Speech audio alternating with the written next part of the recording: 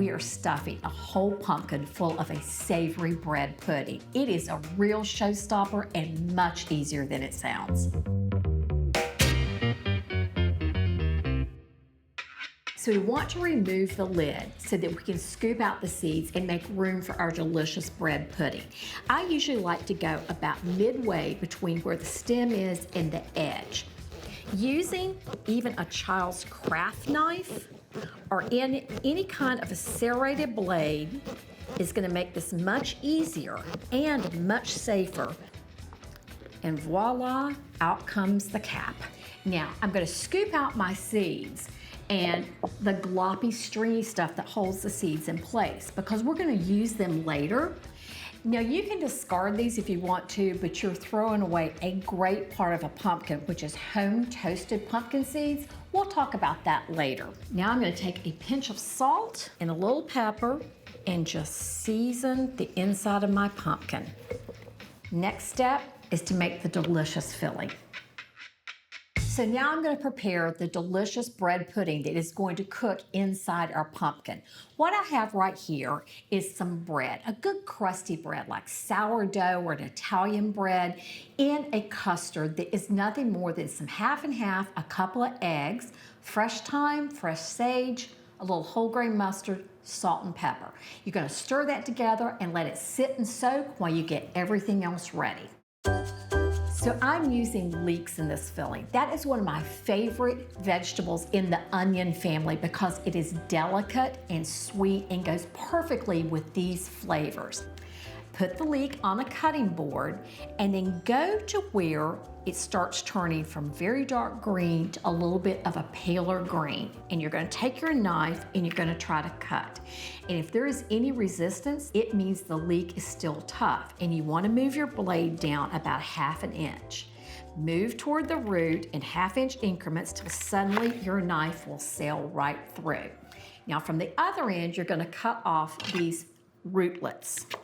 Leeks grow underground, so if they're harvested on a rainy day, they're going to be full of grit, which we're going to want to remove before we add it to the pan. I like to cut mine into the slices and then rinse them. Much like peeling an onion, you're probably going to want to remove the outer layer. And then all you have to do is put your pieces on your cutting board and slice down from the top. Then I take these to a colander and run them under some cool water in the sink until no little bits of grit are remaining, and then they're ready to go in the pan.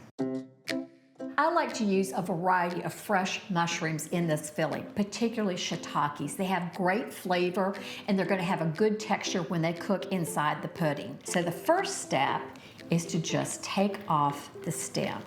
You can do this with your fingers or you can snip them with a little pair of kitchen scissors, whatever feels easier to you. So I'm going to cook my leeks and mushrooms in some butter. So once the butter is sizzling away, we can add our leeks and a good pinch of salt, which will encourage the leeks to start releasing their moisture and getting tender. When the leeks have started to wilt and get a little bit tender, it's fine to add the mushrooms. So when your mushrooms are nearly tender, we're going to add some garlic. A lot of recipes say to put garlic in at the beginning, but the truth is garlic can scorch fairly easily. So I like to wait and let that be the last thing I add to the pan so that the other vegetables can insulate it from the direct heat. So now I'm going to transfer this to a bowl so that it can cool off just a little bit. So now I'm going to add some good high quality shredded Parmesan cheese to this, about a cup. And I'm going to leave out just a handful to go on the very top before I put the pumpkin in the oven. I'm also going to add some finely chopped flat leaf parsley. And now it's time to stuff the pumpkin. So the first thing that's going to go in is about half of our soaked bread cubes. And then I'm going to add about half of my mushroom mixture. Now a little more bread. The rest of my mushroom mixture. So just give it a little bit with your spoon. because it's easy for it to not get all the way up under the edge. And now the last of the bread. And if there's any liquid left, you want to slowly pour that over the top.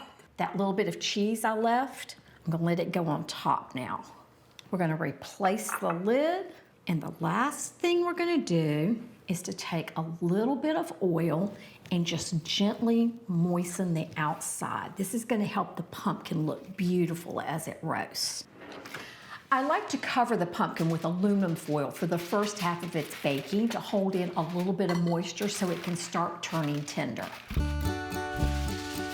And now it's going into a 350-degree oven. I'm gonna let it cook about 45 minutes and then remove the foil and let it finish cooking until it is tender enough to pierce with a knife.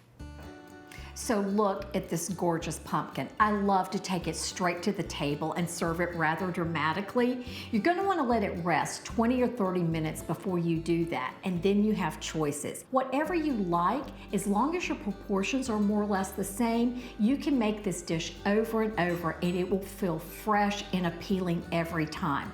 People are going to love this. It's such a good dish. And who would have thought? If you don't eat your jack-o'-lantern, you could eat this.